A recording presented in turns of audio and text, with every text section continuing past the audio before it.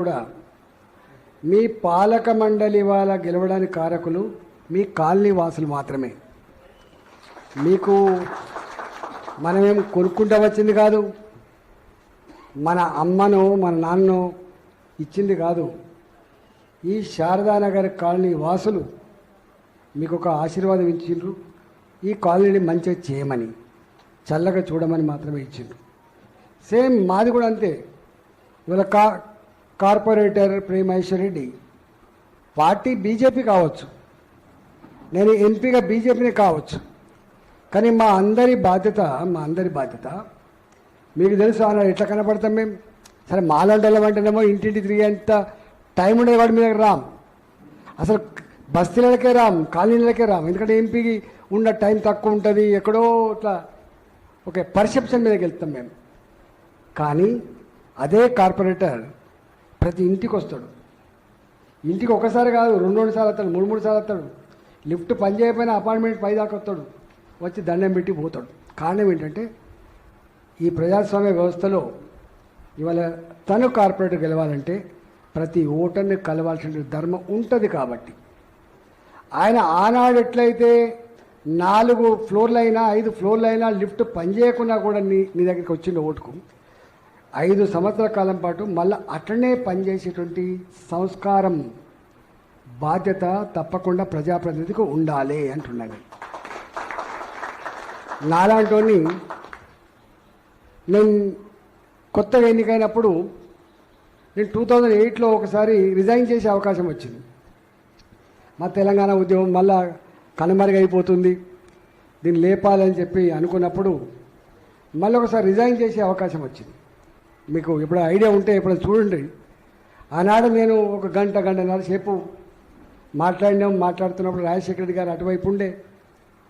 మేము ఒక మాట చెప్పినాం. మేము నాలాంటి సామాన్యమైన బిడ్డ ఎమ్మెల్యే కావడానికి కారణం డబ్బులు కాదు, పార్టీ మాత్రమే కాదు, తెలంగాణ యావత్ ప్రజానికం ఈ బిడ్డలు గెలవాలి, ఆశయం నెరవేరాలని చెప్పేటువంటి ఆశీర్వాదంతో గెలిచినాం. మేము తెలంగాణ ఉద్యమం పెట్టినా తెలంగాణ ప్రజలిచ్చిన భిక్ష మాత్రమే అని చెప్పినాం మేము. అందుకని అది వాళ్ళు ఇచ్చింది, ప్రజలు ఇచ్చింది కాబట్టి మళ్ళీ ప్రజల కోసం దాన్ని రిజైన్ చేస్తా అని చెప్పినాం. అట్లా అనేక సార్లు ఉంటాయి మా ఉపన్యాసం. ఇవాళ మాలాంటి సామాన్యులం మొన్న ఈ పార్లమెంటుకు వచ్చినప్పుడు చాలామంది అన్నారు, అరే నువ్వు నీది ఎక్కడో కరీంనగర్ అంటే, అరే మేరా పహచాన్ మలక్పేట్, మేరా పహచాన్ మలక్పేట్. ఏ వీళ్ళు ములికి అంటారు, వీళ్ళు నేను కూడా ములికినే. ఇక్కడ మై అస్లీ ములికి హూ. నేను నాది స్కూల్ కేశవరావు హై స్కూల్ నాది. చిన్నప్పుడు నేను ఆలియా కాలేజ్ చదువుకున్నా, సైబర్ సైన్స్ కాలేజ్ చదువుకున్నా. నేను ఇక్కడ తిరిగిన బాపతో నేను కాబట్టి చాలామంది అన్నారు, अरे आप तो करीमनगर का है ना? यस करीमनगर का हूँ, मगर నాలాంటోడు కరీంనగర్ ఓడు లేకపోతే ఖమ్మం అంటాడా? తెలంగాణ ప్రజలు మెచ్చిన బిడ్డ అనేటువంటి ఫీలింగ్ నాకు ఉంటుంది. అట్లా నేను వచ్చిన. నాకు అదృష్టం ఏంటంటే ఇవాళ ఈ ఎల్బీ నగర్ నేను అనుకున్న ఎంతెంత ప్రయత్నం జరిగిందో మీకు ఎరక. అసలు మీరు నమ్మరు. వాళ్ళు అదే పనిగా పైసలు నమ్ముకున్న వాళ్ళు పైసలు నమ్ముకున్నోళ్ళు, దౌర్జన్యం నమ్ముకున్నోళ్ళు, అబద్ధాలు నమ్ముకున్నోళ్ళు. కాబట్టి నేను చెప్పేది ఎక్కడ చూసినా నేను ప్రజలు నమ్ముకున్నోడిని, ధర్మాన్ని నమ్ముకున్నోడిని, శ్రమని నమ్ముకున్నోడిని. కాబట్టి నాలాంటి వాడిని తప్పకుండా ఆశీర్వదిస్తారనేటువంటి విశ్వాసం ఉందని చెప్పారు.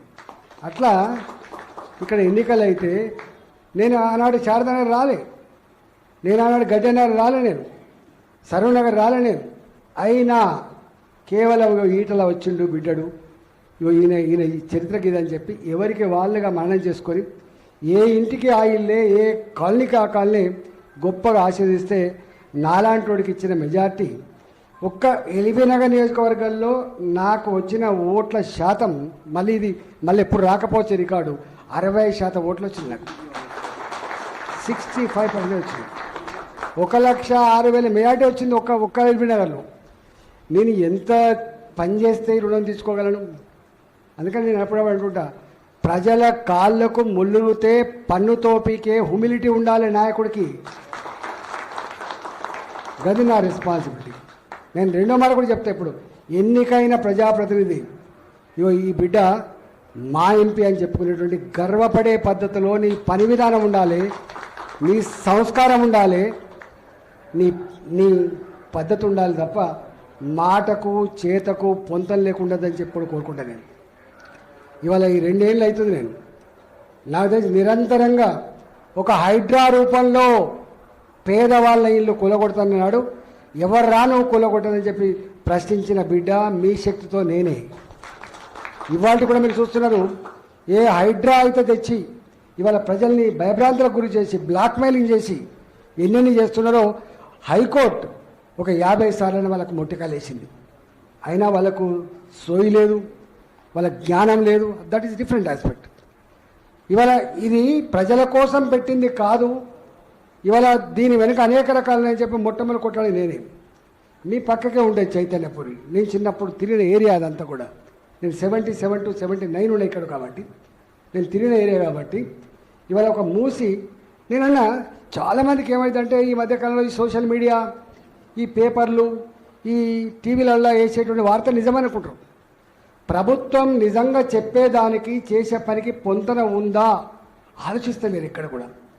మూసి ప్రక్షాళన అన్నాడు, నేను కూడా అన్నాను. ఎందుకంటే ఈ ప్రాంతం దిల్సుఖ్నగర్ ప్రాంతం చిన్నప్పుడు కూడా 4 దోమలు నోట్లోకి పోతుండే ఒక గట్లాడి ప్రాంతం ఇది. మేము చిన్నప్పుడు మాకు తెలుసు కాబట్టి మేము అన్నం తింటున్నప్పుడు 4 దోమలు కూడా లోపలికి పోయేది. ఒక గంత భయంకరమైన దోమలు ఉండేటువంటి ఏరియా ఇది.